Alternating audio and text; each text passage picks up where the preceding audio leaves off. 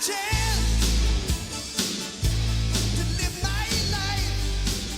everyone, welcome back to another episode of The Other Side of Addiction. I am your host, Al Richards, and we have Dylan Gibson with us today from The Other Side Academy. Dylan, thank you so much for being here. Super grateful. Thanks for having me. Absolutely. And, you know, if Randall happens to be watching this, yes, Randall, he is a special guest, as they all are, you know, just to throw it out there. And, hey, very honored today, too, to have my brother and a good friend of mine, Curtis Marsh. Curtis, thank you for coming here today. Oh, it's great to be here, bud. Yeah. I appreciate the opportunity, so thank you. Oh, absolutely, man. It's when you reached out and said, yeah, when do you need me, man, I was excited. Really, I was excited to say, all right, Curtis is going to be here. This is going to be a kick-ass show, and yeah, so thank you. Thanks. Thank you. Absolutely. Thanks, Dylan. Great to meet you, too. Man, Awesome. looking forward to So hearing more. we've been sitting here before the show started. We've been shooting the crap probably for the last 15 minutes, and I think some of the story came out during then, but we've been sitting here just laughing our butts off and joking about a lot of things. Gosh, Dylan, you've got a heck of a story, buddy, which I like to say that a lot of our guests have gone through the same thing, but no. Their stories are still different, even though they are the same. And I know a lot of people are like, well, how does that make sense? How can the stories be the same, but yet different? Yeah. But they are, because it's the journey, right? It's the whole journey of a lot of us that go through, whether you're on the side of the addiction or you're on the other side of addiction. It's that journey. It's, as Nicholas T. Smith says, it's connecting the dots backwards, figuring out why you're where you're at right now. And again, I love having our guests that come on the show, because in my eyes, you guys are the angels that are walking the earth. Thank you. That God has picked, or whatever higher power you believe in, to now go out there and help other people. And I know we're going to get into that during the show, because that's kind of like your mission right now. Your mission is to get out there and help others who are battling the demons that you battled with. So the caption on today's show, guys, is I became a monster. And you're going to understand why we have that as our caption, because as Dylan goes through and starts telling his show, or starts telling his story, you're going to understand kind of where that came from. So It's hard to think he was a monster. Look at him. I know, right? Right? This face, right? But, you know, it's going back to your story about, or your analogy about all of our journeys.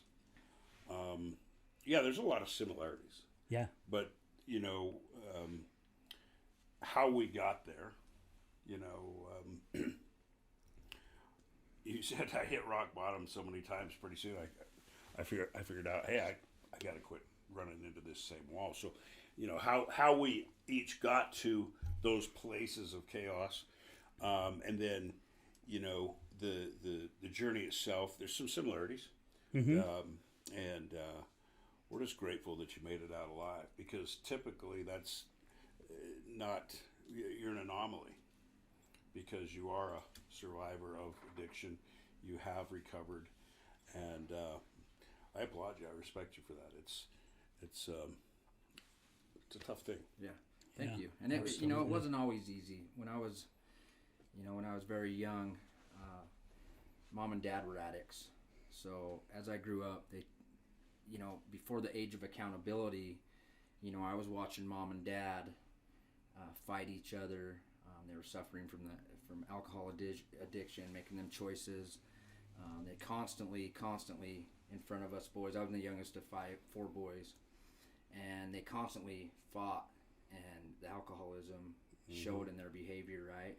So my earliest memory is of my dad putting my mom through a plate glass window, and all I can remember, you know, at the age of 6 is seeing my mom bloody, seeing this mess, seeing all these things happen in front of me, and I just didn't understand it at the time. And so, you know, a couple years later, probably 2 years later, we're having a family intervention. We got mom's parents, Grandma and Grandpa Clem, and then we got Dad's parents, Grandma and Grandpa Gibson, getting us all together down in the Stansbury home in Tooele, beautiful home, right? Mom and dad were really good at being duplicitous. They wanted the whole world to see that they're doing good, but behind closed doors, the addiction's taken over, right? And not to interrupt you, but that's happening more than society really knows. Right? Because and social media puts a fake facade out there, really. Because a lot of people, they hide that too. Behind the social media, that look at my life, it's wonderful, and it's not. I did the same thing. You know, I created an image of worldly things, and I had them all. And I don't say that pridefully, but I wanted to take the attention off of me. I didn't want them to see the broken Curtis Marsh. You know what I mean? So I get that, and sometimes you think you're hiding it, but you're really not. You know? So. Just keep going. So that was I mean, it was one of them things where, you know, 4 young boys witnessing what my parents were doing, and eventually, you know, it caused a divorce. It caused a broken family. I then realized that I'm moving with my brother and my mom, my oldest brother Brandon, and myself with my mom to Salt Lake at the time, and my dad took the 2 middle brothers, Corey and Michael. And life wasn't all peachy and cream at that point, because mom was a raging alcoholic. I mean, I'm talking, you know, never there at night. I'm 8 years old. My brother's basically raising me, but there's no structure, there's no discipline in my home. So I'm over at the neighbor's kids, and this is what I learned at a young age. You know, at the age of accountability, 8 years old, I'm learning that mom ain't around, dad's not in the picture anymore. My brothers are, you know, doing what they do. I don't have this family dynamic anymore. And I'm over at the neighbor's house, and the friends' parents are trying to, you know, looking back at it now, it's like they really tried to make me comfortable in the situation I was in. Looking back, I'm embarrassed to say that mom was a raging alcoholic, and she didn't raise us right? So I remember one time I'm coming home from a visit with my dad in Tooele, and this was the last straw. My mom's in the process of losing her business. She owned she did gift baskets, like flower arrangements. Oh yeah, things like my that. mom did that too. Yeah, so she really artistic and really like had a bunch of drive, right, when she wanted it. But right when she picked up the bottle, it was over. She didn't care about anything else. Which is kind of the story that we'll get into about me too later on. But I remember one night we're driving almost getting to the house from Tooele. We're driving, and she's going head on to another vehicle, and I'm 8 years old going, what? Just in tears, right? I'm like, and that was the last straw. I called my dad and I said, look, I can't do this anymore. I don't, you know, I'm a young kid, mom's never around, and then I'm getting stripped from my mother at this point and moving back to Tooele with my father, where there was some discipline and some structure, but dad was still struggling too. He just came out of a horrible cocaine addiction, losing the tire business, Gibson Tires out in Tooele, and he drank on the weekends. So there was still that addiction dynamic growing up, but there started to be a little bit of structure and discipline in my life. You're gonna do your chores. You're gonna wake up. You're gonna go to school. You're gonna get good grades. Them types of things. You want allowance. You need to do your chores. Yeah. So I needed that, and I really liked that moving back with my father. And then I was around my 2 other brothers, Michael and Corey, that I've missed for several years, right? And so that was cool. They were into sports. You know, I started getting into sports, and I found out that I was pretty good at sports. So, so I took up soccer. I took up some things, and kind of followed their lead. And ever since I was really young, I always followed my brothers. Whatever they did, I mimicked it.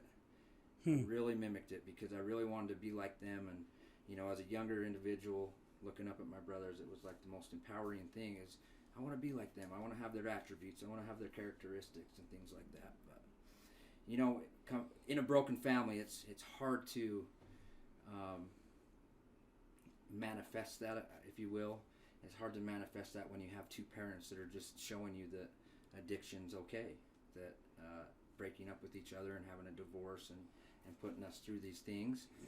You know, I'll be accountable on me being a little craphead to mom and dad when I was, right? But at the same time, they taught us that, you know, their parenting skills weren't the greatest. So. Yeah, that's what you saw. That's what you Well, learned. yeah, and really at such a young age, we don't understand. I mean, because, you know, I watched my mom and dad go at each other's throats constantly. They had been together since, 16 years old, you know, and I didn't see a lot of love in our family and things. I saw a lot of anger, a lot of arguing. I basically mimicked my dad, that when things didn't go right, you threw a fit. Yeah. Unfortunately, if we threw a fit, we were always getting our asses kicked because we're throwing a temper tantrum. It's like, I don't get it. Why is it okay for you to do it, but it's not okay for me to do it? But we actually start believing it, and I have had other guests say this, and as they've said it, I really started thinking, my gosh, this is how I looked at it too, that you just think that's normal life. I mean, really, you're thinking, well, is this basically what goes on in everyone's household? Yeah, you have no. I mean, you're over at your Nothing to friend's base it house off and of things, except for, but yeah. you don't see the whole thing.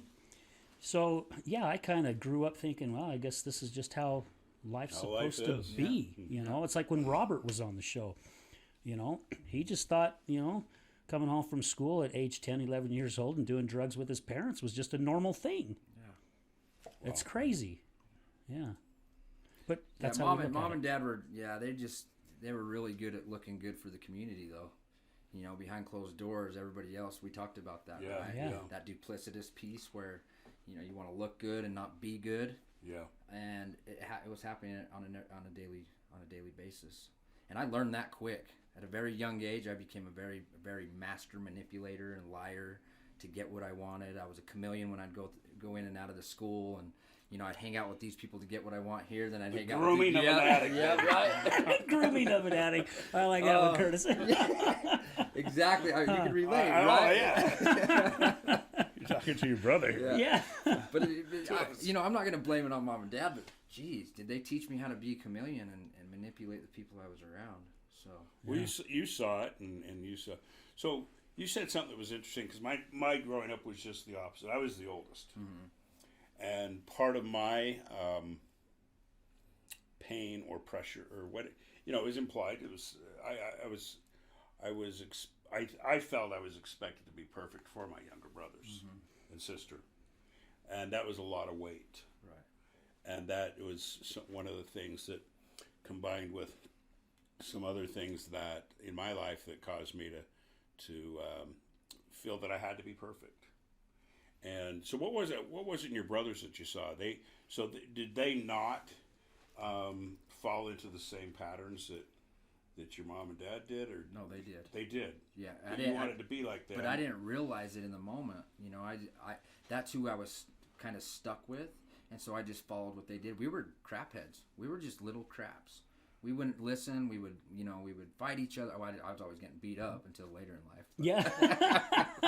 But really, like I followed what they did, and whether it was the right thing or the wrong thing, I was following what they did. Yeah. And in this time when I moved with my dad, back with my father, Michael and Corey were doing good. Corey was a straight A student.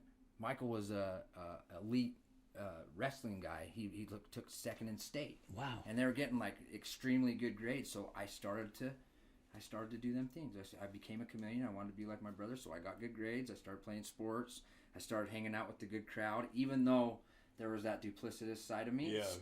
Yeah. Because I was still manipulating and lying to get what I wanted, whether it be allowance or lying to my father about doing chores or whatever that was. I did that. Right. We all did it.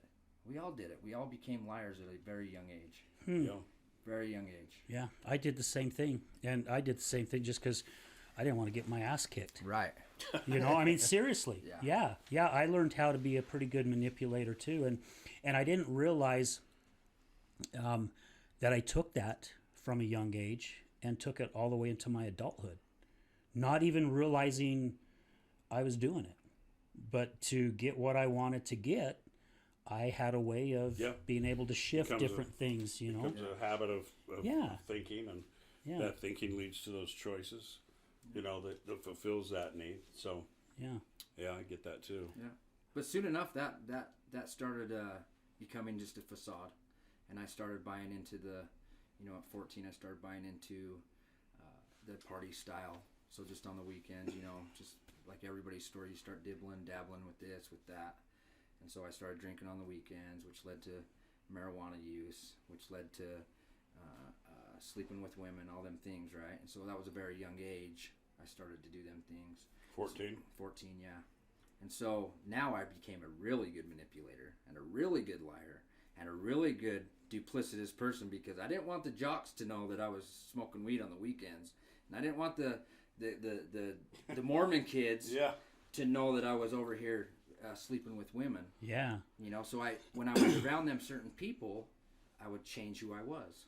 Oh, wow. Story of my life. Yeah. Ever since I got to the Other Side Academy, that's just who I am. Yeah. Anywhere I went and through my life, whether it was prison, jail, on the streets, I became that person who I surrounded myself with.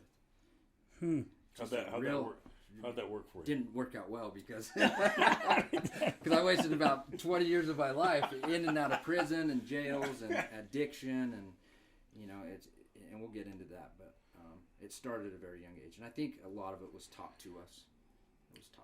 That's a heavy weight when you're trying to be a chameleon. I did the same thing, and I'm sure you have too, and you've seen it a million times with your guests.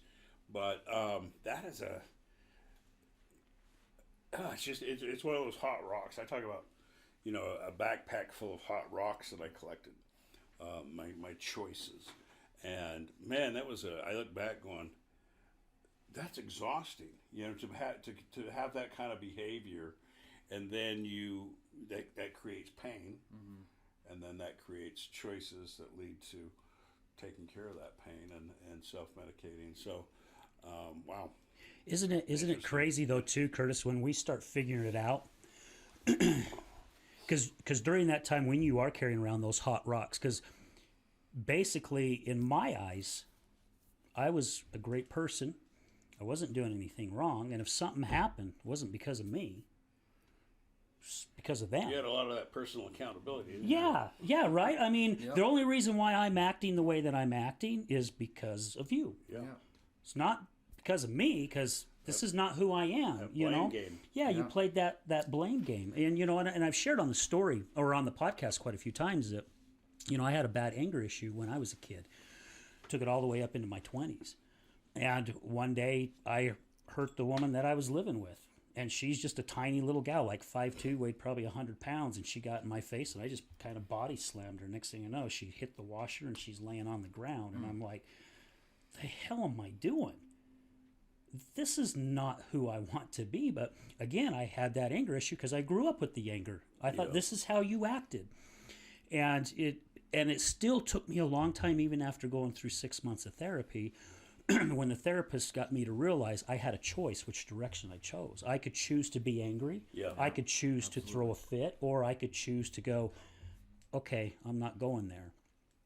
And it still took me all the way up until I was talking to a young gal that works at the gym. She works at the behind the counter, and I told her, I says, I don't think I really fully matured until I hit my 50s. And she looked at me and she goes, what? And I'm like, no. And she's like 19, 20 years old. And I'm like, no, I'm serious. It says it's taken me that long to learn how really to mature to, and it's still stuff I still work on. I don't have it down pat by all means. I'm still working on things. Still part of that journey. Still part of the journey. Path, but you start understanding things a little differently, that you do have to hold yourself accountable. Because even during the depths of my wife's addiction, man, I blamed her for everything. All our finance issues, all the pain I was going. I mean, I blamed everything on her. And I dealt with that for years on end. That was heavy for her. Yeah, and it was heavy for her. Well, I was just putting more hot rocks in her backpack is all I was doing. Every time she turned her back, I was tossing more in. Wow. And it took me a long time before I even realized. It's like I've told the story in some of my talks that I remember Todd Sylvester talking about, how he heard some girls talking about fasting, and I grew up in an LDS family, and I got out of the church at age 13, and I'm like, gosh, okay, so I called a buddy who I knew could help me, and I'm like, how do you do this fasting thing? Because I really don't remember, and he told me, and then he says, after you're fasting, you say another prayer, and then you listen. And that's one of the things he really, really emphasized on is you listen, pay attention to what's being said to you. Yeah. And this word forgiveness kept coming up. And I even remember hitting my knees going, God, if you want me to forgive her, oh, heck no. you know, because this is what's gone on. There's no way, and it just kept eating at me and kept eating at me and kept eating at me, and I finally got it. It wasn't her I was supposed to forgive. It was me, because I started thinking of all the stuff that I said to her. I started thinking of the actions that I did wrong. I literally started holding myself accountable for my actions. And once I was able to get through that point and start understanding, which it didn't happen overnight, it took some time for me to start figuring things out and start connecting those dots backwards, is when I went, oh, Yeah. I get it. And it's so crazy because once I forgave myself, all of a sudden I started seeing a shift in my wife, which was the beginning point of her recovery. Which, That's powerful. Yeah, Yeah. super powerful. Real Yeah. powerful. We have to we have to allow people to be accountable in our lives. You know, it might sound at an early age that I'm blaming my parents, but they had a choice. right, yeah. They had a yeah. choice to drink. They had a choice not to raise us right. That's their choice, and they own that. And I allow them to own that. Shame on them, right? Mm-hmm. But shame on me too for making other choices later on in life. Yeah, right. Yeah. So Yeah. as long as we can, I love that. You got to be able to forgive yourself, That's huge. and in turn, you forgive others, and then your life is blessed. Like my life. If I didn't learn how to forgive myself, I wouldn't be here today, right? Right. Oh, yeah. Yeah, That's you it. wouldn't be. Yeah. Because I that's wouldn't be the helping others. I wouldn't be in the position I'm in, and it just wouldn't make any sense. But you have to forgive yourself. I love that. That's Al, yeah. I love That's that. I think that's the first critical step is forgive yourself, and then you are allowed to love yourself. Yeah. And I used to think that was so arrogant. I remember a guy said to me, "You love yourself." Like scratching my head, Yeah. going, "It's kind of arrogant, isn't it?" Yeah. You know, but I get it now. Yeah, You know? yeah, absolutely. I love who I've become. I love my past and what it's done to contribute to my present and my future going forward. But that forgiveness is huge, because then you allow other things to come into your life. Once you forgive, it's like taking down that force field of rejection of all the great things in life. You know what I mean? Mm-hmm. You forgive yourself. You're allowed to love yourself and your wife more, and so forth. So good And then stuff. Great and then stuff. you got to be careful as that grows, right? And correct me if I'm wrong, but you still have to be careful because, you know, Curtis, you and I know a lot of the same people. Yeah. A lot of these people are very inspirational, do a lot of good things. I mean, you were just out there at you know, the Red Barn, did your talk inspiring people who are going through their recovery, and you did your TED Talks, you know, Rise Above the Chaos, which was really kick butt. Your story was kick ass. Dylan over here, he's doing the same thing, you know. We'll talk about his mission as we go through the show. But we also have to be careful because our ego has a way of also creeping in and going, okay, well, I've learned how to forgive me and I love everyone and now here I am. But now it's almost like others who we are helping, it's not that they put us on a pedestal, but it almost seems like, you know, because I see a lot of the remarks from on social media that people say, you know, like about you and how much you're helping people and what a blessing you are, which you are. It's not a freaking lie. And the same thing, and Brad even told me once when we first started this, he goes, there's going to get to a point, Al, where people are going to start recognizing you, and they're going to start reaching out to you, Yeah. which I just had lunch with a gentleman yesterday, has 2 people in his family that are battling addiction, and we talked on the phone, and we sat down for lunch. We were there for almost 2.5 hours, and we were just talking about different things, and I'm doing my best to kind of share my side of things, and I'm not no professional. I've not gone through the training, and I'm mentioning people who he could get in hold of, which Robin was one of them. Awesome. Hey, call her. You know, if they're interested. If they're not, there's nothing you can do. Right. But we also got to kind of pull the reins back on ourselves a lot, right? Because we can end up getting caught in a different type of drug, and it's the ego drug. Right. To where we're right back in that same spot, even though we're Yeah, not putting yeah. a needle in our arm or snorting something or drinking something or taking a pill, Yeah. right? it's another force field. Yeah, That keeps another one. things, that keeps the goodness of life out. You know, Yeah, we talked about that with Mel. I think that ego, arrogance, nothing can penetrate that. You know, and And so when you have that prideful, egotistical, arrogant self, you just don't progress. You don't grow. So Right. yeah, it does have to be managed, and I just pray every day that I continue to stay humble. Yeah, absolutely. And do the things that keep me in that space. Service to others is a big one for me. Huge. And like I told the guys at the Red Barn, I started off because I worried about that, because here's these guys that see me walk in, got a beautiful girlfriend and some of her family there, and they're probably thinking, what's this guy? Here's another guy that's going to try to tell us to, rah rah. Yeah. And I started off. I just felt really inspired to start off with them, and I said, I see me in you, and that was kind of a leveling, of the playing field. That's putting everybody on the same level. They knew that I had, been in their shoes, walked in their moccasins, and I think that's part of that connection, which connection is the biggest cure for addiction. But I can relate to that 100% because within our population, it's important that you get on their level. And the only reason that the Other Side Academy works is because I've went through it, and the guy coming through the door is going through it, and I can say, hey man, if I could do it, you can do it. Yeah. Change is possible. And so the mission's always there, right where I live, right where I work. I wake up to these beautiful human beings, and I'm able to direct them and guide them, and they ask me questions about how did you get there, what does that look like, did you struggle with this? And I'm an open book, and I'm just totally vulnerable with them and tell them how to do it, and it's possible. Yeah. I wouldn't be sitting here today if it wasn't for my service. I wouldn't. That's powerful. That changes you. Yeah. I mean, seriously, when you get into the service, there's something that happens inside you. Mm-hmm. And I still to this day don't understand what it is. Because, when I lost my job of 24 years and not knowing which direction I really wanted to go, and I got involved with the West Jordan Chamber of Commerce. Mm-hmm. And I tell you what, that was such a huge blessing for me. And I started doing a lot of networking, and I started meeting a lot of business owners and a lot of amazing people. And I didn't have the money at the time to join the chamber. And the person that was running the chamber at the time says, you know what, let's see if we can just bring you in, and how about if you join some of these committees, and we'll kind of see if we can work it out to where that's kind of like your payoff, because it would really help us as well to have somebody on these committees.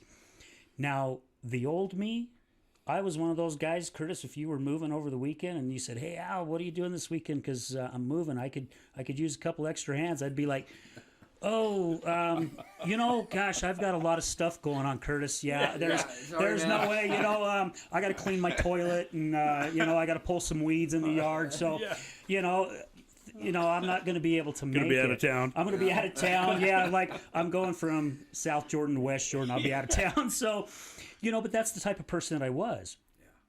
Yeah. And when I started doing this volunteer stuff, I mean, literally, it was almost like overnight something happened. And I'm like, gosh, this is pretty freaking cool. And how one of the biggest things is how I started feeling about myself. I really started feeling good about myself. And I was one of those guys that, oh man, yeah, I love myself. Oh, hell yeah, I love myself. Yeah, of course I love myself. Yeah. And then I realized after I losing my job, it's like, man, I really don't. Yeah. I really don't know who I am, period. I don't. I spent so many years working my ass off to work my way up that corporate ladder. My job was everything. That's all that mattered. So you identified with. Yeah, that's what that was me. I was the hard worker. I worked 13, 14 hours if need be. There was times I was there 24 hours. But that's who I was. This is what's going to happen in my life, and I'm thinking I'm this really good person. And then when it all come down to it, I'm like, man, I'm not shit. And there's a lot for me to figure out. So it's almost kind of like I was going through that growth of getting out of an addiction. Yeah, and in a way I was, because and I believe I shared it with you and some of the other podcasts. I mean, my Fridays and Saturdays nights was doing cocaine and drinking. Yeah. Because that was my release of my stressful job. Mm-hmm. That was my Band-Aid. You know, instead of finding something else, you know, like going to the park or going hiking or something like that, I was like, oh, this is my release. Holy cow. You know, and then, yeah, finding out that wasn't a part of that shouldn't have been a part of my life. But again, it helped me open my eyes to of who I wasn't, who I thought I wasn't. Pivotal moment. Yeah, right? Pivotal.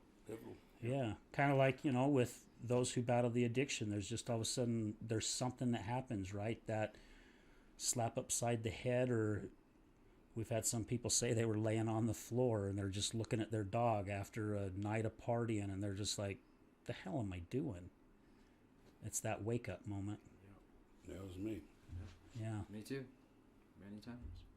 Well, let's stop for a quick commercial break, and then when we come back, Dylan, I'd like you, if you would, please get into, you know, we talked about hear that the monster story. Yeah, Monster, yeah, we'll absolutely. get How into that- this monster yeah. and It's coming quick.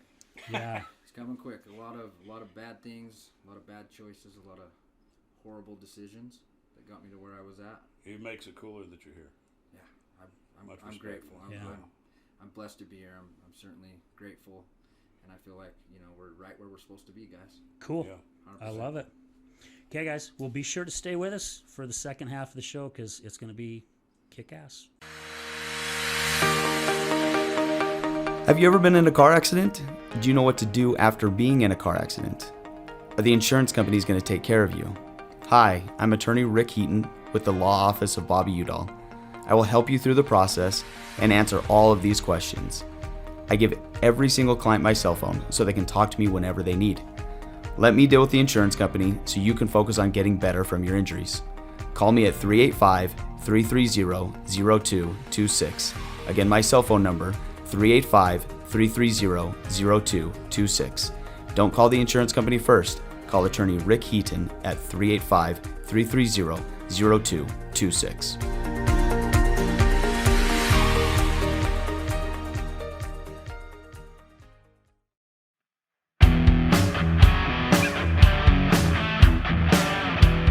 Hello, my friends. This is Brad Neufeld, and I want to thank you for tuning in to the Resilience Talk Network. You can listen to my show, Resilience, every morning, Monday through Friday at 8 a.m. Mountain Standard Time. On my show, we will be discussing what it takes for you to overcome the day-to-day challenges that all of us face in life, as well as some of the devastating ones that may lead us to feelings of hopelessness and despair. It's my goal to provide you with the tools and skills that you need to overcome anything that is thrown your way. To find out more about my show, visit our website at www.resiliencetalk.com. That's www.resiliencetalk.com. And as always, until we meet again, go for everything that you want in life and make it happen.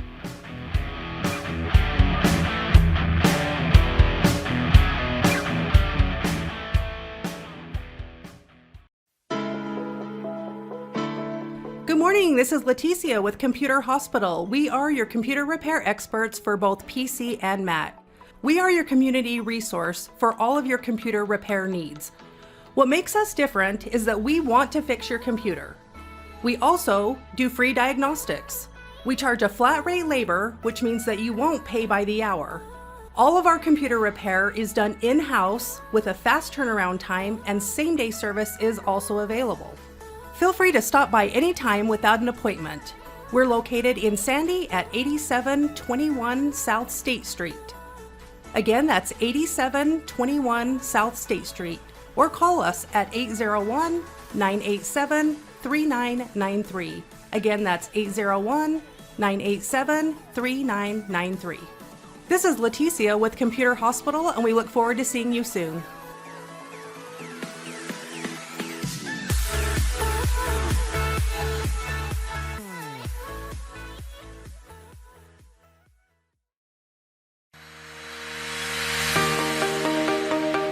Hello there, this is Brad Neufeld with the Resilience Talk Network, and I would like to introduce to you Taffytown, one of our newest sponsors. Let me introduce you to Derek. Hi, I'm Derek from Taffytown. We're proud sponsors of the Other Side of Addiction podcast. Taffy Town is a family-owned and operated business, still operating in the Salt Lake City area for over 100 years. We manufacture some of America's best saltwater taffy. What makes Taffy Town stand out from all of the others? We have a unique recipe, a whipped-style recipe that incorporates egg whites, evaporated milk, real sea salt. It's a unique product that is flavorful, melts in your mouth, and the best part is we probably have a flavor for anyone's liking, a flavor for any reason, for any season. We have unique flavors like chicken and waffles, maple bacon, frosted cupcake. New this year was a pineapple ghost pepper flavor. That's awesome. Where can people find out more about Taffy Town and all of its products? You can check all of this stuff out. All of our products are available for sale on taffytown.com.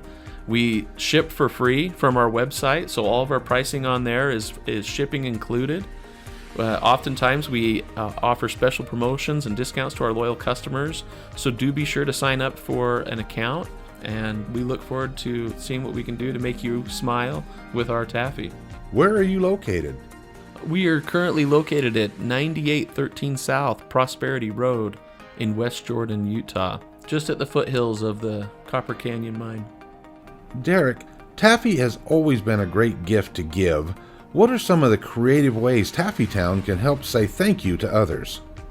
Yeah, if you're looking for gift ideas, whether to say thank you to friends or family, or maybe to your clients after such a difficult or successful year that you've had, you could look no further than to get a gift idea from taffytown.com. We offer prepackaged gift boxes that say that it's saltwater taffy from the city of the Great Salt Lake, and it tells a little bit about the history of our community and making candy for so long. You can also do customized gifts to pick out just the right flavors or colors of candy for that special someone, and deliver even a personalized message in that box to them. So please feel free to check out taffytown.com for any gift ideas this season. Thank you so much, Derek. Please visit taffytown.com, that's taffytown.com, to find out more about the products and services that Taffy Town offers. You won't be disappointed.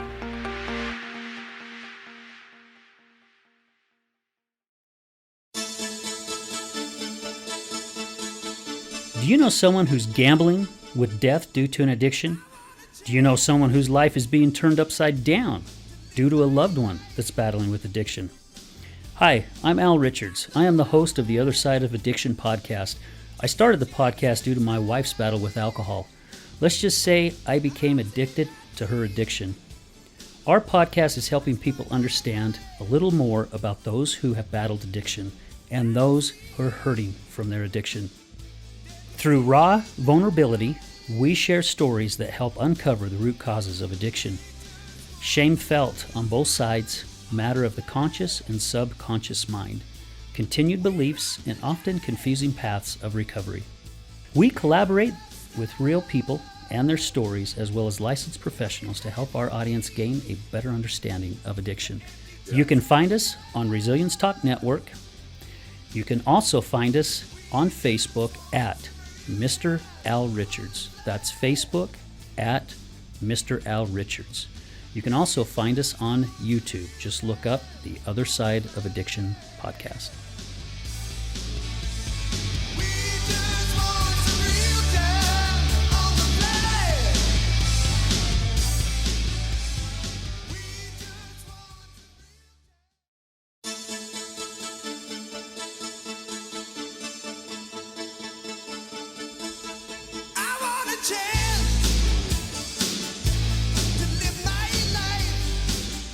Hey everyone, welcome back to the Other Side of Addiction podcast. We're here with our special guest, Dylan Gibson. Thank you, Dylan, again for being here with us. An honor.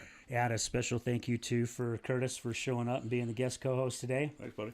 Yeah, absolutely, man. We've been having a good time during the commercial break. We've been over here laughing and sharing some more stories. So We need to do the outtakes. I know, right? Yes, Yeah, and we can do that. We've actually talked about doing that. Brad and I, and I think Mason has actually talked about on, like, if you guys watched our live show the other day camera was moving and we were doing all kinds of funky stuff, but it was really making cool. it fun. Yeah, it was really cool. Yeah, it was making it fun. So you guys may start seeing a little bit more of Changing what it up. happens behind the set or behind the scenes. Yeah, it's crazy. Keep it authentic, right? Yeah, I love it.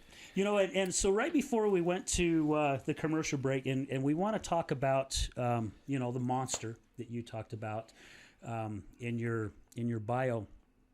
And Curtis, you know, you brought up a really good thing. Just to touch on this just really quickly.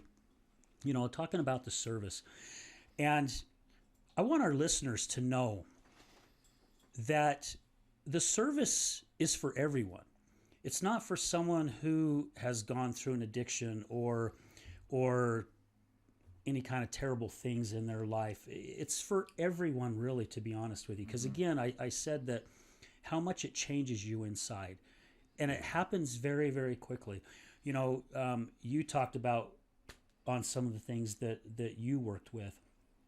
And I was chair and co-chair with Best Buddies Utah, where we work with autistic and Down syndrome kids. And a lot of the events, I mean, oh my gosh, you talk about going to a place where these people don't even know you, and the love that they have for you just really starts even opening your eyes even more. So, you know, guys, if you have a passion and you're looking for something, if you're tired of going home and sitting watching TV every single night or reading a book, which I'm not saying don't read, because there's a lot of really good books out there, look for something that's very passionate. This guy that I sat down with yesterday, he's like, Al, I just feel like there's more of me that needs to get out there. And he says, and I just got to figure out what it is. You know, what is it that I really need to do? Because he goes, I feel like I just need to be more of service. And I'm like, man, just dig down deep or pray about it or whatever. And whatever comes forth, just go out there and do it. And start out slow. You know, even if you volunteer for like a golf tournament. A lot of times there's a lot of golf tournaments, you know.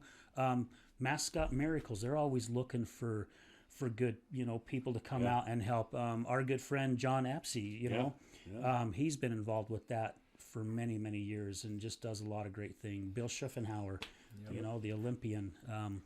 Sometimes it could just be a special little moment with somebody you love. Absolutely, yeah. You know, just to open up your ear to them and be like, hey, I'm here for you. I love you. Tell me about your problems. And just be a good listener. Yeah. You nailed it right there, Dylan. Just be a good listener. Don't throw your suggestions in there, and please, please, please don't use the should word. Yeah, you should do this. You should do that. That never works for people. Yeah, that is a word Especially that us rebellious types. yeah. The monsters. The monsters. The minute you say you should, I'm like, really? Yeah. It's like, watch this, right? Hold my water. So let's get into the monster. Yeah. Oh man. Where did it all start, man? I mean, Yeah. you talked about your family and the upbringing that you had, and you had me and Alan on the edge of our seat here. Yeah. So what was the transition into this monster? And why would you put that label on it? Yeah. Good questions. Man, we would have to be here for a couple days in order for me to tell you about everybody that I've hurt in my path. But I think it's important that I just say that a lot of people got hurt physically, mentally, emotionally, all through my life. Once I started that addiction, it just became, I can't even count how many people I hurt. So the monster started rearing its head after I hurt myself on a snowboard accident. I was up at Brighton. I had a season pass there for many years and went up there on a snow day, and I got on a rail. I don't know if you guys know anything about rail. We hopped on the rail, first snow of the year, little kicker to the rail, and then and a little bit of snow on the bottom, but nothing in between. It was a 30-step rail, and I ended up coming off onto my back, and I blew my back out. Oh, geez. And so I went to the doctor, and the doctor prescribed me a medication called Oxycontin, and that medication to somebody like me is just a horrible mix. Before that accident, again, I was back into the alcoholism, the marijuana. I was dabbling with crank back then, and so that got really bad. And so when I got prescribed this OxyContin thing, it was over for me. Once I ran out of that medication about a year later, quickly turned to heroin addiction. So what age was this? Was this just after high school, or? So this is at 24 is when the accident happened. But between 14 and 24, the monster came out. It started coming out. The grooming. The grooming of the monster. There you go. Right? Well put. Relationships. I remember my high school love cheated on her multiple times. She ended up getting rid of me, thank God. I told myself that I loved her, but I didn't even know what love looked like. I would be willing to tell her to her face that I loved her, but that duplicitous side of me would be cheating on her with 15 other women, going to them parties, going here, going there, and just being that monster, right? Doing whatever I wanted to do, and hurting everybody in my path. So that was probably the most revealing thing. Now looking back was that relationship with her, because she really loved me, and it was one of them things where I just was that manipulator. And so that it started there, right? And then the cocaine use. We talked about cocaine on the weekends. The drinking, the partying, all that stuff is getting worse. But once that OxyContin came, and that heroin addiction came, it was over for me. I traded heroin addiction for everything. I traded heroin addiction for how I cared about people, for monetary things, for my home, for the people in my life. I did crazy. Yeah, I did crazy things for heroin addiction. So 16 years, I put it in my bio. 16 years of a heroin addiction, right? 9 of it I was locked up, incarcerated. For drugs, robberies. Stealing, Drug-related crimes. I never got caught for the major stuff, which I should be in prison for the rest of my life today, mind you. I should be sitting in prison today, right now. But I'm here talking to you guys, which is a blessing, right? But there were so many things that I've done in my life through my heroin addiction that should have landed me life in prison or dead. Yeah. So. And it's crazy. Going back to that Oxy, we're going to be blessed here pretty soon. Here in the next few weeks, we've got Beth Macy that's coming on the show. And for those of you that don't know who Beth Macy is, she's the one that wrote the book Dope Sick. And also inspired the 8-part series Hulu with Michael Keaton, The Dope Sick, which Michael won a ton of awards from his part on this. And it's basically a true story. The people that are in the 8-part series are real people that have gone through. And it's crazy how the Sackler family, who are the ones who invented the OxyContin, how it took the heroin use, it just like quadrupled. And it all started because of the Oxy, because I don't know how many guests we've had on our show where that's what happened. Some of it, they just was drinking and had a hangover or something. Someone gave them an Oxy, and it's all it took, And I'm very grateful, because when I had my first shoulder surgery, I've got a pretty high pain tolerance. So the painkillers that they gave me, they wasn't touching me. I was even drinking alcohol with it just to try to go. When that block wore off, man, I was like pacing the floor. I was in so much pain. And the doctor the next day, the wife who I was married to at the time, she was number 3, just in case you guys are asking. Keeping score at home. Yeah, keep a score at home. Anyway, the doctor called in like 7 of them. I remember the first one that I took, I was sitting on the couch going, oh my hell, what the hell is this stuff? Right. I mean, I've never had pain medication like that. Luckily for me, I didn't like the way it made me feel, so I don't even think I even finished all 7. I think I ended up taking about 3 of them to where it got to where I could manage my pain pretty good. But I could have been right there with so many other people that quick and not even have known it. And let's be totally honest with it. It was a choice that I had. Right. I decided to abuse that prescription. I decided to be a manipulator again all through my life, right? To tell the doctor, hey, my script got lost last night. I need another script. Yeah. Or I need, I took too many because my back hurts, and they give me more and give me more. So that manipulative piece always was there. I was always that chameleon trying to get what I wanted, tell people what they wanted to hear. Yeah. And it was a choice. That was my choice, and I did it to the fullest. And then the heroin addiction, once the heroin addiction started, it got really bad. So I can remember one time it was so bad. I'm downtown, Salt Lake right here, and I ran out of heroin. I ran out of everything, right? And so another person on the street handed me a gun, and I went down and I robbed the local drug dealer on the corner. You know, I can remember walking up there, sweat running down my back. I pulled the gun out and I put it to his head, and this is the type of monster I became. I was willing to do whatever it took to fix myself for that high. If I'm getting sick or if I'm getting physically, you know, I would go to this place. I would go to this place where everything would turn off, and the only thing that mattered was that heroin. And so I would go up and I got to this Latino man, poor guy. You know, he throws me everything, and it's just one time after one time after one time. Then it got easier. Then it just became who I was. And them are the types of things that I would do. Them are the types of things that I would do to get my fix. Is jeopardize people's lives, jeopardize my life, jeopardize the people around me in that vicinity. What if the gun went off? What if he pulled out another gun? What if somebody got hurt? What if someone got killed? I never thought about them things. I was just so focused on what I needed to do in that moment. It's crazy thinking back now. I look at that and it scares me.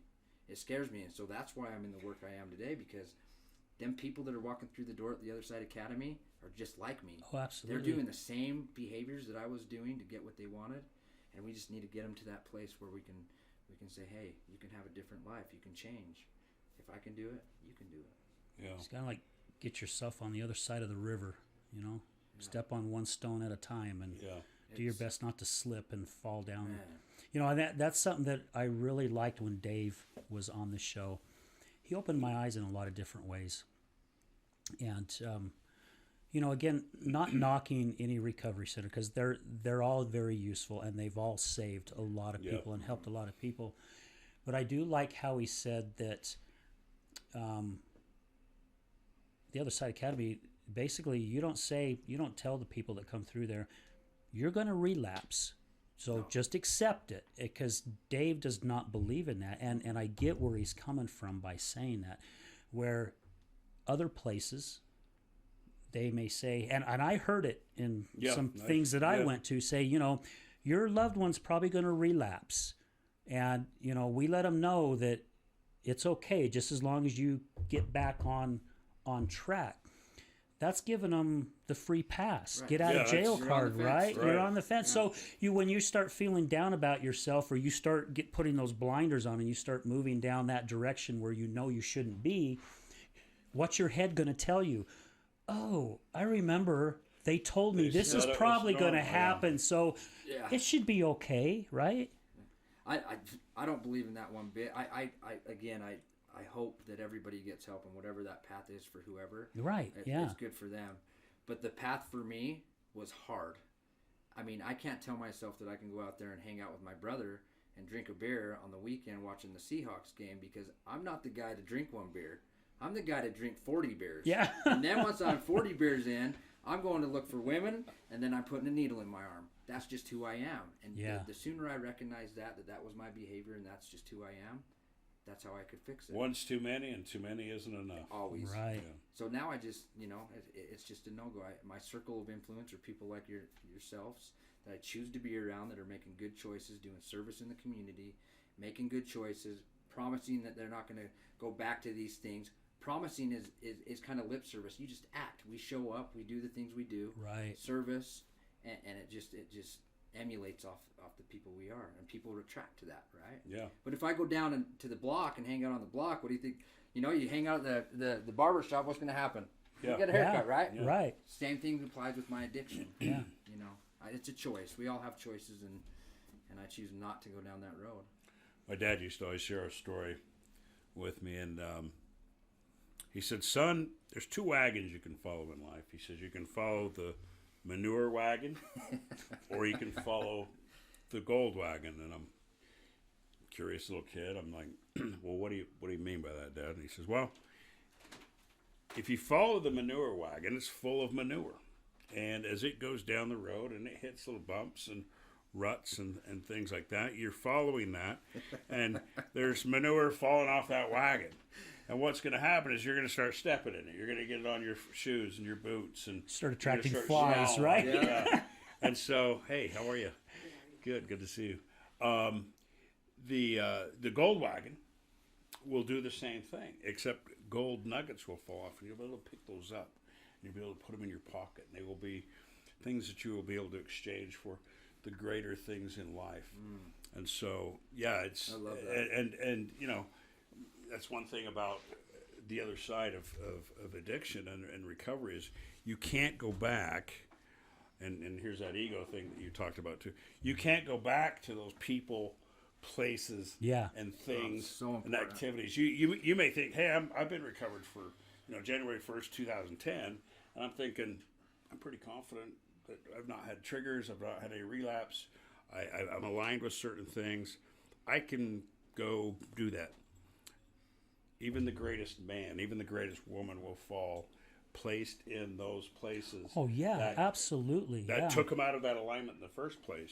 Right. Yeah. So, that's great point. That's and I love that analogy. That is I'm going to kick use ass. that, actually. Yeah, the I'm Other Side gonna Academy, that's my new go-to. I'm gonna use that one too. Turn wagon. Yeah, the manure wagon. Yeah. And I love it's learning how to keep yourself and recognizing that you have to keep yourself away from those areas. And we've had people on the show, guests on the show, that said, I knew that, and I still ended up falling back because of whatever life threw at me. And I went out to where it was comfortable, and how hard it was for me to give that up, because these are people who I thought really cared about me and that were my friends, and it's almost like, and I think my wife knows this, and she just stepped into the studios, but if not, she's going to hear it for the first time. There was a time when she was going through her recovery, and she was in and out of recovery and detox, and we didn't spend a lot of time together, and being the person who I am, it's like, man, I could use some of that companionship. And I remember I was talking to a lady friend of mine, and she was like, hey, why don't we just go to Wendover one just for the day, not stay the night, let's just go down to Wendover, and we'll go down there and have a few drinks. And I'm like, gosh, that sounds freaking really good to me, And she's like, well, I'll think of some days and I'll let you know. And I'm like, all right. And I started thinking about it. And I'm going, oh, this is not a good choice. Because I made a promise to God a long time ago that I would not veer down that road ever, ever again. And I started thinking about it a lot more, and I'm going, I don't know what could happen down there, and I'm not willing to take that chance. Yes, you do. Well, probably, because that's why I'm saying I don't want to take that chance, right? Yeah. Especially if you have a few drinks. Right. Oh, yeah. That's so when you don't know. Right. Yeah. So, and I remember getting a hold of her and going, I was thinking about this, and I don't think it's a good idea. She was having the same thing go through her head, because she's like, hey, this guy's still married. So luckily we were both kind of thinking the same thing, and we're like, this is not a good choice. And so it didn't happen, which I'm very, very grateful for. So it's kind of like what you're saying, Dylan, right? You could go back downtown. I could. And It's a choice. it's a choice, and who knows how quick you find yourself right back into that same pattern again, and it's, man, it's that human will again, and I mean, how much do you believe in what you're believing in?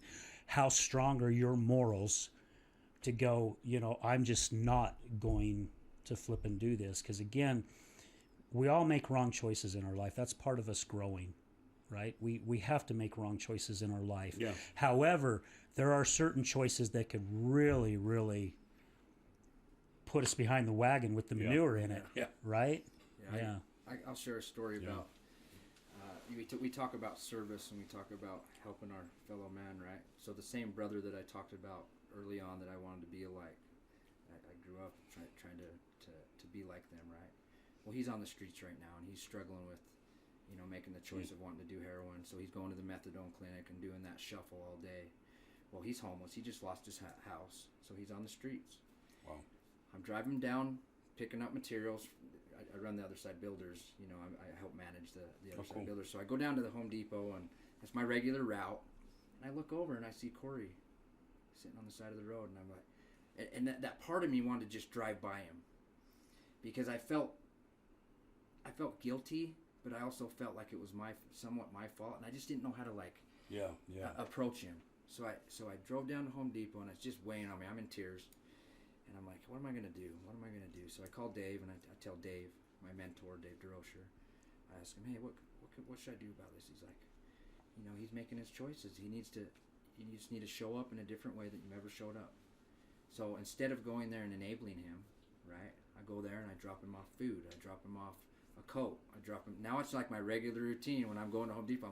I'm excited to see my brother because hopefully at some point he'll get to the point where I was at 38 years old, sitting in a jail cell, going back to prison the rest of my life, and saying, I need to do something different. Give him my card. All the information's on the back of the card. I'll ship him to Denver. I'll do whatever I need to do to get him to the Other Side Academy. But he's not ready. He is not ready. Yeah. And it's sad. And so that service piece, even though I'm showing up and it's probably hard for him and it's really hard for me to walk away from that situation, at least I'm doing my part. At least I'm consistent. You're having an impact. Yeah, at least I'm consistent. At least I'm showing up with some food, with a jacket, with something that's going to help him through his day. Show him that he has that love because he's isolated. He's in the addiction, right? He's making the choices of wanting to be in that shuffle. But if I can just be consistent and that love, that brothership, eventually, hopefully, the next time he goes to jail, he writes a letter or he asks for help for anybody. I don't care where he goes. Right. He just needs to get to the point where I was at. We're like, gosh, man, I give up. Okay, I'm done. Surrender, baby. Help me, Yeah. please. 38 years old, I show up to the Other Side Academy in his same predicament that I see him today, and it's really heart-wrenching. And now I know what I put everybody else through because now I'm feeling Now that. you're feeling that. Now huh? I'm feeling the, and I'm getting the goosebumps as I talk about it because I love my brother to death as I've shared that, and there's nothing I can do. But at the same time, I look at him and I'm like, I have empathy and I say, okay, this is exactly how Grandma felt about me. This is exactly how my brothers felt about me when I'm in addiction and they were doing good. This is exactly how the people who cared about me and wanted me to get out of the lifestyle, they were hopeless, just like I'm hopeless for Corey. Because it's one of them things where you just can't go up to him and stick a gun to his head and say, hey, you need a change, bud.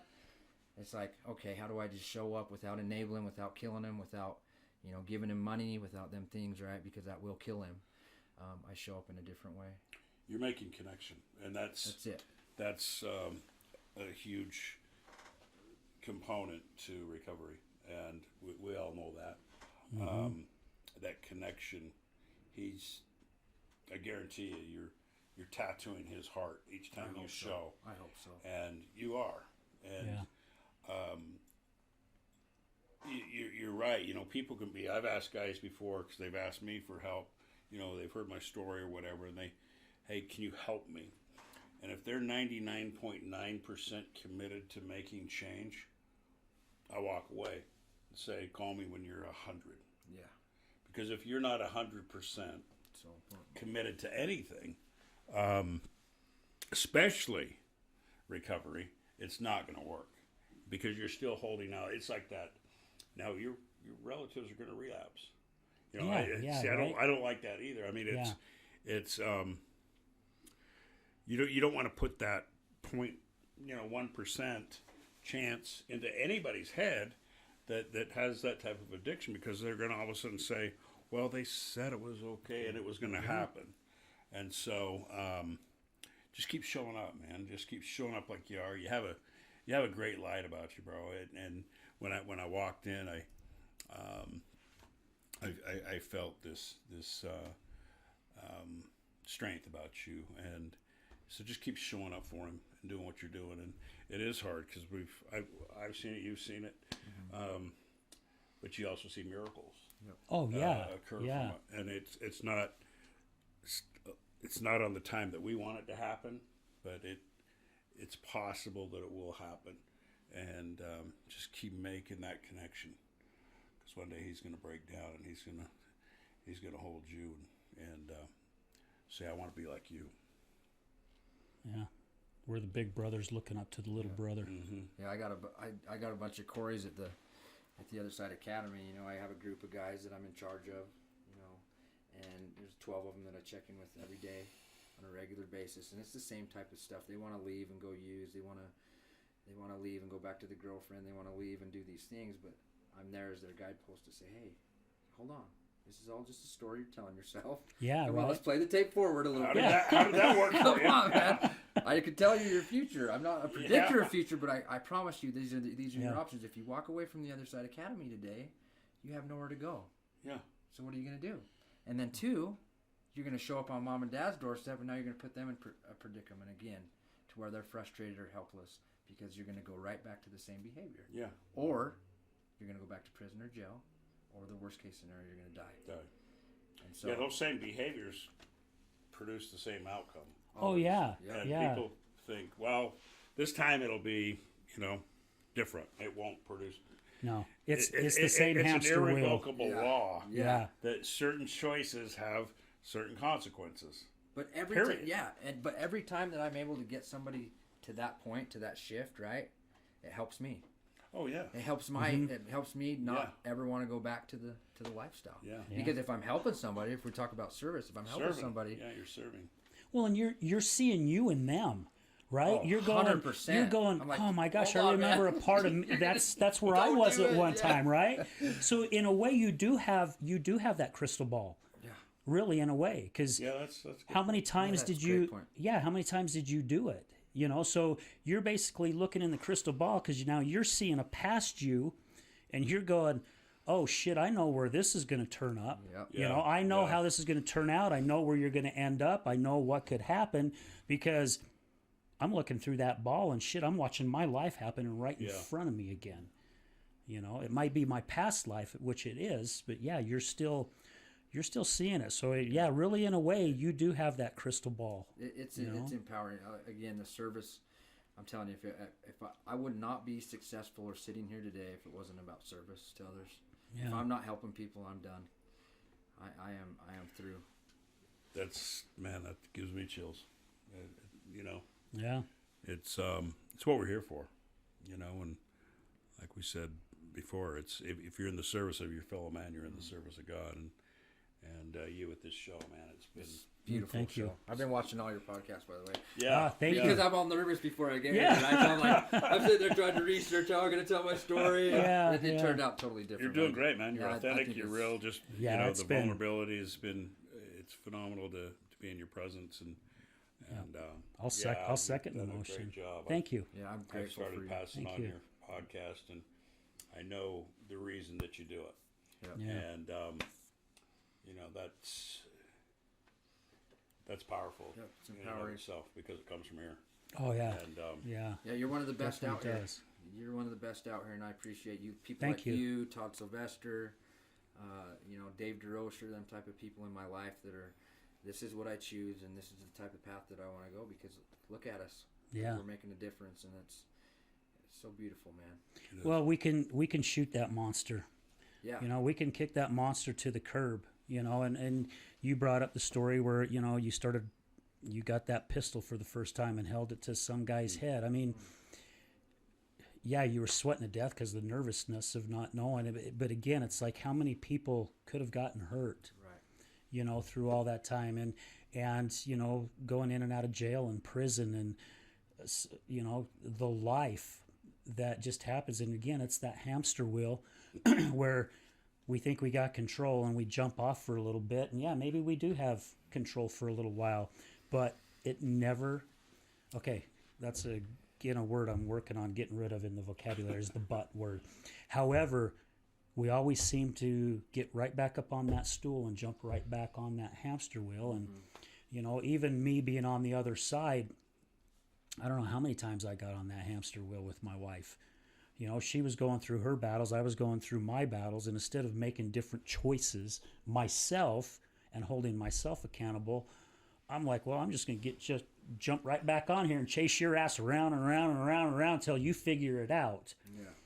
Not knowing that she had to figure that out on her own. There was nothing I could do on that. And guys, be sure to watch our show with Candace, which comes out on the 17th, November 17th. Watch that show because she battled addiction herself.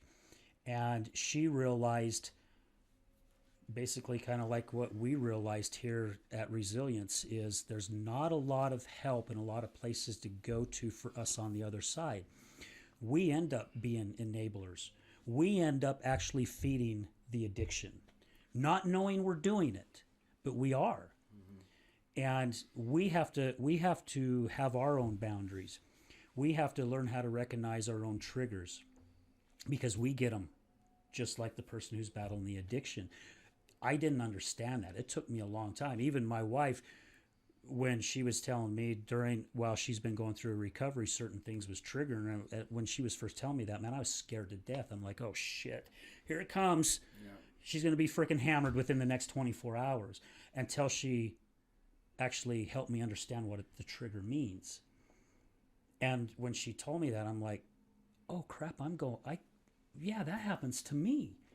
You know, there's still times where I'll see her act a different way, and man, that trigger is right there. Yeah. And I have to learn how to recognize that. And us as loved ones, we have to work hard at that. The person their loved one who's working their asses off to get clean and sober, we have to be right there working our asses off to learn how to handle things in a different way, right? And it doesn't mean that we don't love the people that we're with. We still love them. We just need to learn how not to enable them. And that's what she does now. She helps families. She helps people understand the addiction part of things. You know, USARA does it with their craft family support groups. Mm-hmm. You know, I wish I would have found them years and years ago. Mm-hmm. Oh my gosh, how much they could have helped me. They could have helped me a ton. You know, and again, I guess it wasn't a part of my life at that time to do that. And again, Dylan, you've said this, I don't know how many times throughout the show, close probably to a half a dozen, how you've learned how to surround yourself with different type people, and that's how I feel in my life as well. People who I thought were really, really good friends, and you know, we'd known each other, and I have some friends that we've known each other since we were in grade school, and we still stay in contact and hang out every once in a great while. However, there's other ones that I thought the same thing, and I was chasing them, trying to keep that friendship, and it's taken me, well, I got it quite a few years ago, but it took some time to go, man, that was just a chapter of my life. My chapter has now changed. Yeah. And they were good friends, really good friends. They were good people. I'm not saying that they're not. However, the people that I have surrounded myself with now, the people both my wife and I have surrounded ourselves with now, holy shit, man, I hope to hell I never lose that. I hope I never, I mean, we just lost one. We were talking about it, you know, Shawnee, which we did a tribute for him, you know, that will be coming out. And just the short period of time that man was in this studio, he made an impact on my life. I get emotional talking about it because, Curtis, you said it comes from the heart. It does come from the heart. Because I see this incredible human being, like I'm sitting here, in front of you guys right here, two amazing men who've gone through crap in their life and now who've stepped up to the plate and going, that's not me. This is who I am now. And now I'm out here putting my arms around other people, helping them get through their journey. It's huge.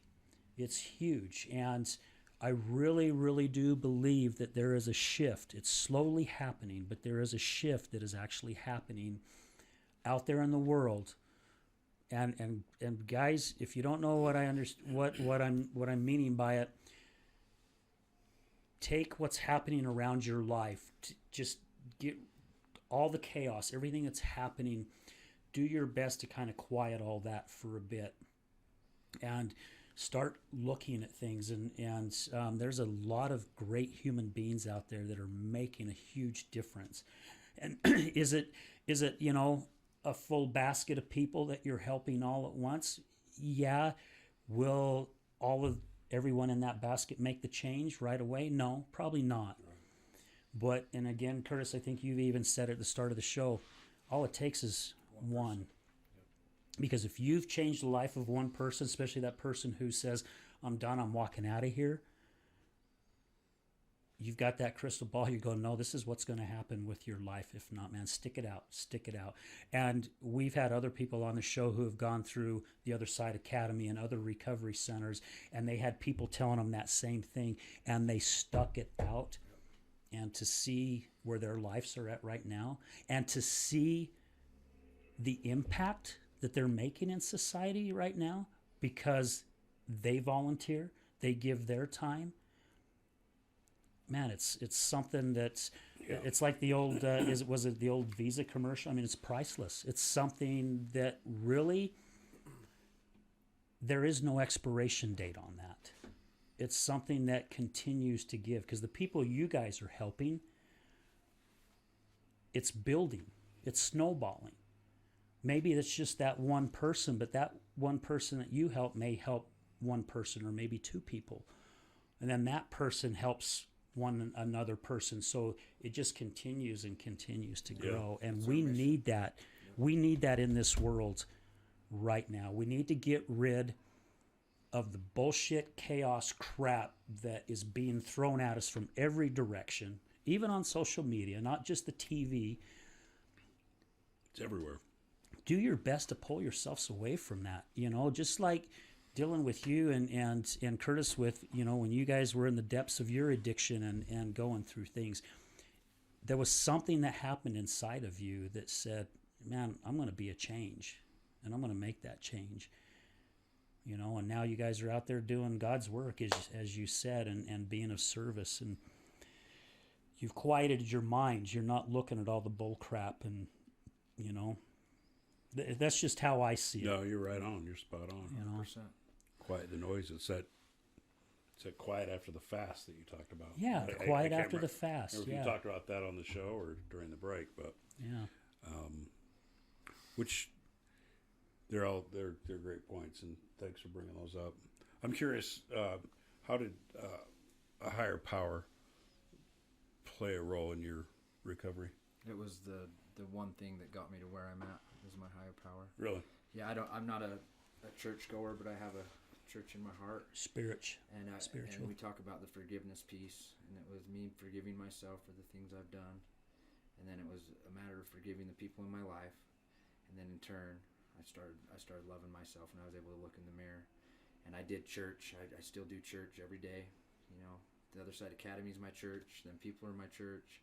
I pray on a regular basis, but I wouldn't be where I'm at today if I didn't have my higher power.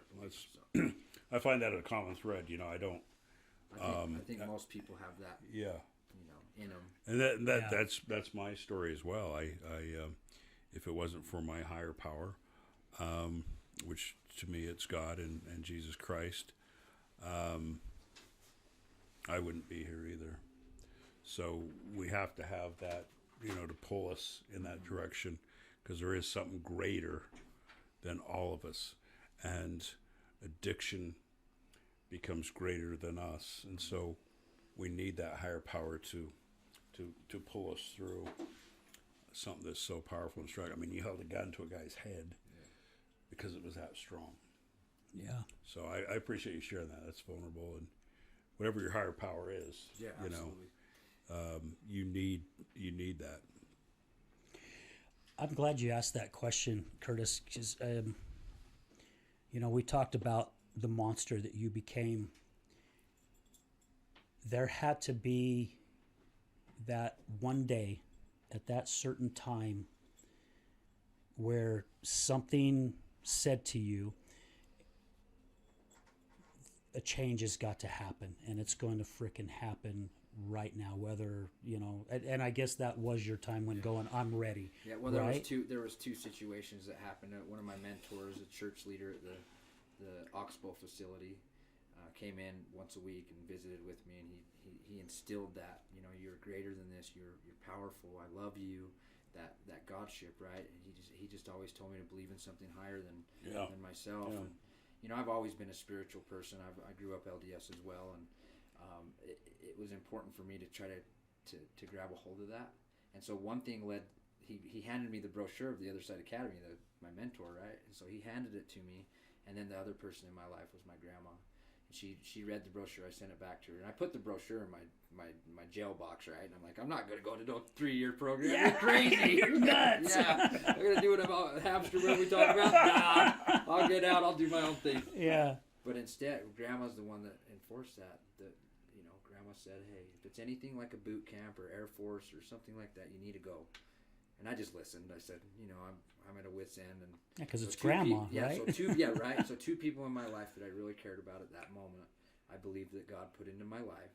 Absolutely. And asked and said, do this thing. And then I had Absolutely. this overwhelming feeling. I pulled it out of my box about 2 months later, and I read it again, and it was talking about behavior, and it just resonated with me on the structure of the Other Side Academy and how I needed something difficult and something long and something hard and something in it's my not, face. Change doesn't happen like that. Yeah. You didn't, Right. You didn't get into your addiction like that. You didn't Right. wake up and say, "Hey, I'm going to be a heroin addict. I'm going to be a monster." It's a grooming process. I'm going to you put know? a pistol in Just like somebody's head. Right. It's a grooming process. It's a slow. It's like me. I woke up one day. I was like Hansel and Gretel in the forest. It's like it's one little breadcrumb after another, and pretty soon you're going, "How in the hell did I get here?" Right. So Yeah. and it's something you said, and I know it resonates with everybody in this room and everybody watching the podcast. There is a messenger. The message we all heard. You how many times did you hear? You got to change your life, man. Dylan, you got 20 years of it. Get it, bro. 20 years of it. And you keep saying, "It's okay. I got this. I'm gonna I'll do it. a couple more. Yeah, another year of this." But it doesn't change. Right. But that messenger, it's not the message. It's the messenger. That's the power that we all have in this room. And so keep telling that story. The messenger of my life. I had a lot of people saying, "Hey, we see this change in you. We see this. How can we help you?" It was my buddy who was my messenger that said it to me. The same message, but it was the messenger. And so it's important that we tell our story. It's important that we make that connection because we never know. We can impact. And I pray for it every day. I pray, God, please put me in the path of those that you want me to relay a message to or help or serve. And so it's a beautiful blessing, a beautiful mantle that we all carry. So Yeah. Grandma. And I love that with the higher power. And,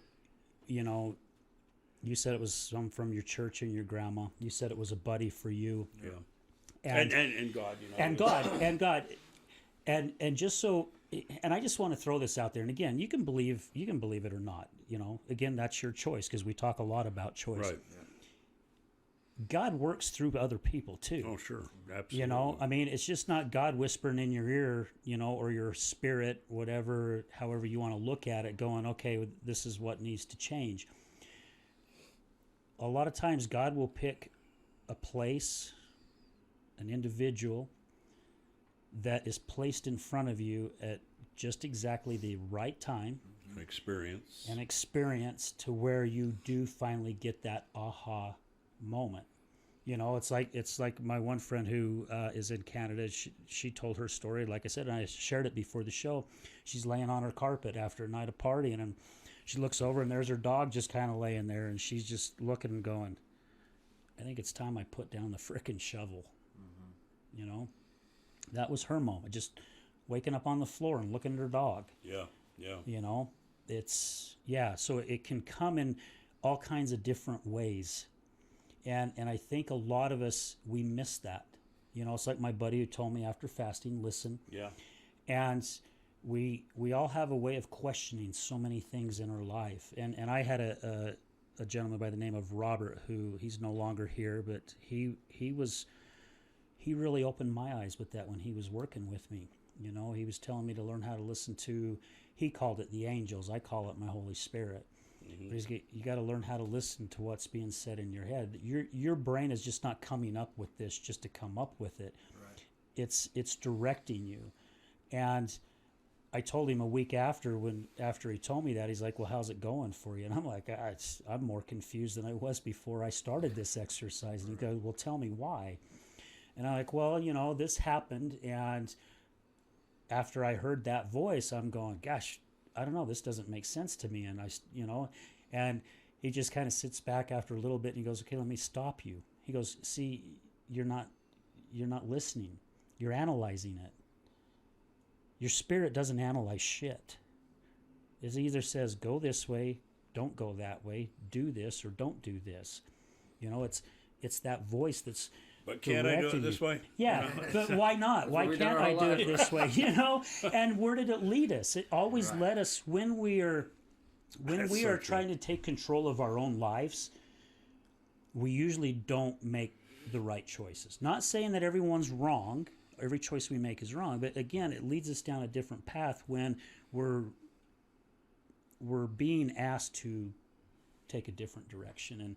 And something that has really stuck with me, and I don't know, I'm thinking maybe it's probably happened with a lot of us out there, is it just happened to me a couple days ago, which it's, you drive down the road, and how many times has it happened to you where you make a turn, and after you make the turn, you're going, the hell did I turn here? I was supposed to go straight. Yeah. Why did I turn here?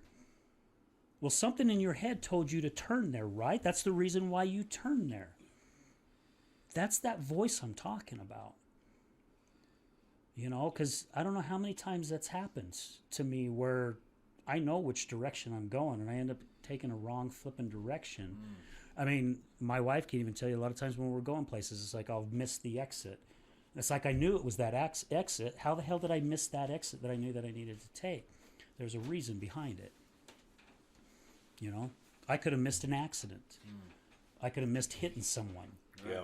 You know, You never know. you don't know. And another thing that somebody told me once, he goes, I was at one of his events, and I can't remember the gentleman. This was like 8 years ago, and he goes, how many of you got it in a flat tire? You know, a lot of people have raised their hand up in the audience, and he goes, how many of you have been pissed off because you got a flat tire? Pretty much same hands went up. Everybody went up. And he goes, I want you to look at things differently. And he goes, you got that flat tire for a reason. Grateful. And yeah, you're pissed because you're on the side of I-15 or I-80 or down State Street or wherever, and you get this flat tire and you're out there and you're trying to pull everything out of your trunk or crawl up underneath your truck to get this spare, and you're doing all this and cars are zipping past you, and you know, and he goes, that flat tire may have just saved your life. And somebody told me a story once that they got a flat tire and they were pissed off because they got that flat tire. And next thing they knew, sirens just zipping past. First responders, they get their tire fixed, they get back on the road, traffic's backed up, and as they get going, there's this huge accident. And it really got them thinking, going, I could have been one of those cars in that accident if I wouldn't have gotten that flat tire. Yeah. You don't know. So, Or may have been teaching you patience. patience, yeah. There's a lesson behind Learn how it, right? to deal with these things because they happen in life, and Yeah. that's minor. At the time, you don't think it is, but teach you patience. Or Dylan might have been driving along, and he needed to find someone to serve that day, and there you are. Exactly. Dylan pulls over to help you and makes that connection. You've served, you felt the connection, the love, and you know, I just believe that's how it works. Yeah. You know, everything happens to us to create us, not to destroy us. Yeah. And we have to react doing, you know, the next right thing. And I'll tell you, when you go against that gut or that spirit or whatever you want to call it, you lose. You know, You do. You definitely do. Don't do that. Yeah, don't do that. One more time. So where I'm going with this, so we can wrap this thing up, is: are you grateful that So grateful. your life was the way that it was and where you're at today? I mean, like I said, I've shared on this many, many times on the show. At an AA meeting that I went to with my wife, to support this guy get up and say, I pray to God and I tell God, thank you every day for making me an alcoholic. I thought the guy was freaking nuts. Yeah. Were you grateful that you were an addict at one time in your life? I don't think I would be the person I am today if I didn't go through the trials and tribulations I went through. Yeah. Am I grateful for my choices? No, but I'm grateful for, you know, the judges hold me accountable. I'm grateful for, you know, jails and prisons saved my life. If I didn't do that, I'd be dead or still in prison the rest of my life. So I'm grateful for many, many things. I'm grateful for this opportunity to be here with you gentlemen. I'm grateful for, you know, every day I get to wake up and help other people and recognize that change is possible. I'm just grateful. That's my number one thing I wake up to is gratefulness and humility. You fill it with you, man. Oh yeah, I love you guys, absolutely. man. This is cool, and I think it's appropriate for us to make a commitment today between us three is just keep doing what we're doing. Amen. commit to this and commit to helping people. Al, you're doing wonderful work. Thank you. I love you guys. And Thank you. This is really cool. I was nervous when I got here, but people were telling me, you're going to do great, you're going to do great. And I just, trust me, I feel the spirit in here, and I'm blessed and grateful. Yeah. Awesome. Blessed by your story, blessed by your spirit. You got a great one, and Thank you. Yeah. keep rising above, man. And your time. Very last thing at the end. What's your mission? It's simple. My purpose in life is to help other people get to where I'm at. Love it. My mission statement is, in order to create purpose in my life, I intend on helping others the rest of my life. That's my mission statement. I love that. I have to balance the scales, right? Yeah, right. There's still tips.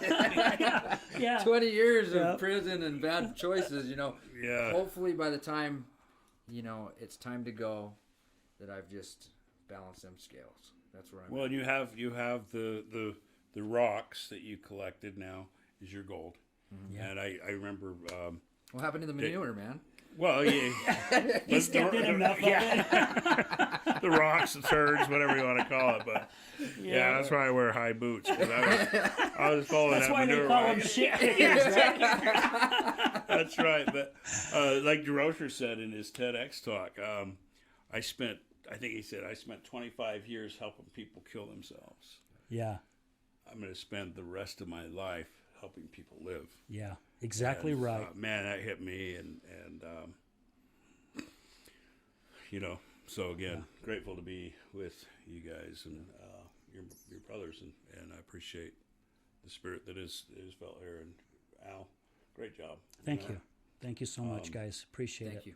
Anytime, are- I'm happy to Likewise. be a part Yeah. of whatever you need to help this mission. I'll be there for you. Well, would love to have you guys back. I mean, Curtis is back as a guest co-host.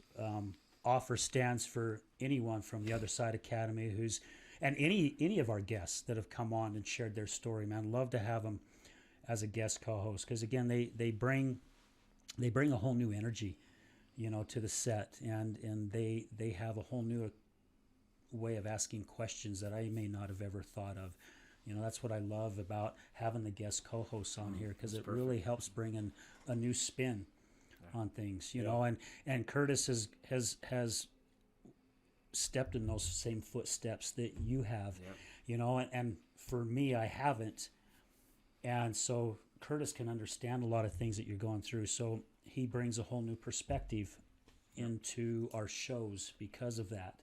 And I think that's what's great. Yeah, this was really good. Yeah, and we've got, we've had people come on the show as guest co-hosts that have not had any kinds of addiction or anything, and they've come on to want to be a part of it, just because again, we don't understand, and even if you've not had any kind of addiction in your family or friends or anything, which thank goodness that you haven't, because it is a very painful thing to watch. But to still have that understanding, again, it helps with that stigma, right? Because guys, and again, I've shared many, many times, I was just as guilty. I'd go downtown and probably see someone like your brother, and, Corey, right? You said it was Corey, and go, get your shit together. What the hell's your problem? And Curtis, you even mentioned it. The addiction just doesn't happen overnight. It's a process, and by the time you realize it, man, it's got its claws in you so freaking deep, and it's so hard to pull those claws out. It's if an eagle come down and put its talons down in you, you're just not gonna grab it and rip it out. It's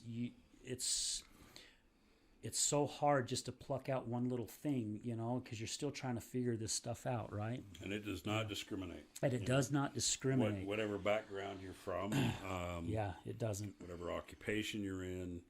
Lifestyle, religion, it does not discriminate. And so yeah, help us get rid of that stigma, guys. It's got to change, because I tell you what, you guys who follow this show, you see it every single week. People who have changed their lives around, like Curtis and Dylan here, man, and so many others. And now I've said on the show before, you know, when Jesus was picking his disciples, did he pick the perfect ones? He didn't go out there and find the perfect ones, because that's not who he wanted to share the message. He picked people who had gone through the hardship, who'd gone through, followed the bullshit wagon and stepped in it many, many times, because he knew those were the ones that were going to be the greatest gift, you know. And all our guests, they're the greatest gift. You know, you guys are out there doing so much amazing work, and very, very blessed every week to be in front of people like yourselves and the people that I get an opportunity to hang with. You know, I'm looking forward to our next summit that we're planning, because I'm looking forward to spending the day with so many amazing individuals that are making a difference in our community and changing lives, whether it is one at a time. It doesn't matter, you know. So, guys, thank you. Thank you, Al. Absolutely. One last thing. Is there anything you want to share before we sign off here, Curtis? Just want to, with Thanksgiving a week from today, I just want to say how grateful I am for my collection of choices and what they've meant to me in my life, and the people that I associate with. I posted on Facebook about the currency that the strongest currency that we have is our connection and how we bless other people's lives. So again, thanks for having me on the show. Absolutely. Thank you for coming. Great to meet you, man. Great to meet you as Seriously, well.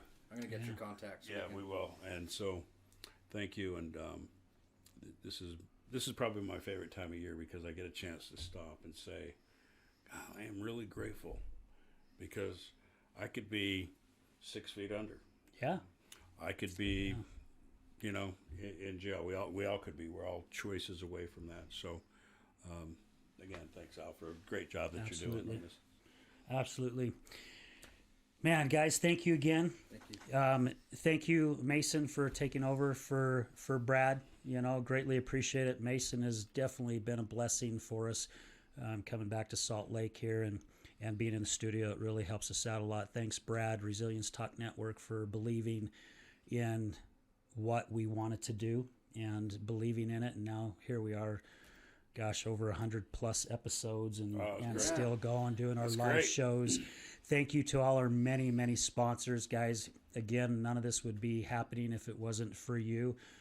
It takes a plethora of people. You know, we can't do it alone. And we feel very blessed that God has put the right people in our life to make this happen. So thank you to all you guys, sponsors, listeners, so many people. I know when we first started it, I could go through and I could just hit everyone's name, and there are so many people now. It's hard to keep track. So I'm just telling all you guys, man, we love you. We appreciate you. Help us still get these stories shared. Again, share it with one person. Just send one of our podcasts to one individual and ask them to like and subscribe, because you never know what that podcast might do for that person or someone that they know. We're going to leave you with this as we do every week. Remember, addiction is giving up everything for one thing, and recovery is giving up one thing for everything. We're out.